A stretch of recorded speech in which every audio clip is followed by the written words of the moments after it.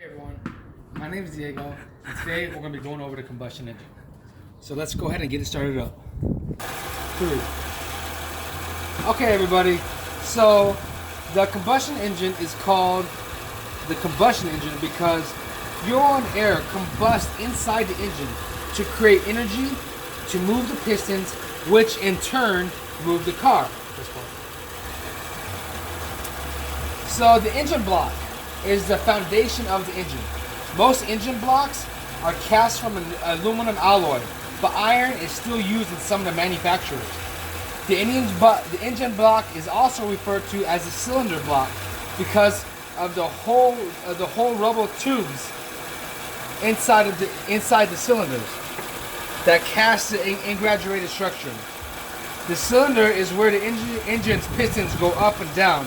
The more cylinders an engine has, the more powerful it is. In addition to cylinders, other ducts, passageways are built in to block the air for oil, coolant to flow different parts of the engine. Okay, now you can't really see too much on my engine because of how there's a cap right here. But the cylinder head is a piece of metal that sits over the engine, over the cylinders. There's small rounded indentations cast in the cylinder head in order to create room at the top of the chamber for combustion. A head gasket seals the joint between the cylinder head and cylinder block. Intake and outtake valves, spark plugs, and fuel injectors are also mounted to the cylinder head. 3. Now the pistons move up and down the cylinder. They look like upside down soup cans. When the fuel ignites, the combustion chamber of the force pushes the downward, which turn moves the crankshaft. The piston attached to the crankshaft via a connecting rod, aka the con rod. It connects to the connecting rod via a piston pin, and the connecting rod connects to the crankshaft via a connecting rod bearing. Now the crankshaft is what converts the up and down motion of the pistons into a rotation motion that allows the car to move. The crankshaft typically fits lengthwise in the engine block to all other. At the front of the end of the engine, the crankshaft connects to the rubber belts, which connects the crankshaft and delivers power to the other parts of the car.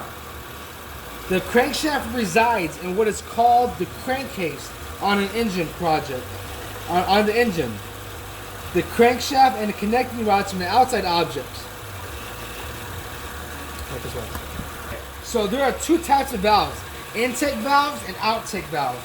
Intake valves bring in a mixture of air and fuel into the combustion chamber to create combustion power to the engine.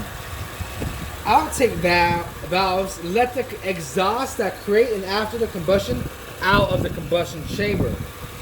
Cars typically have 1 intake valve or 1 outtake valve per cylinder.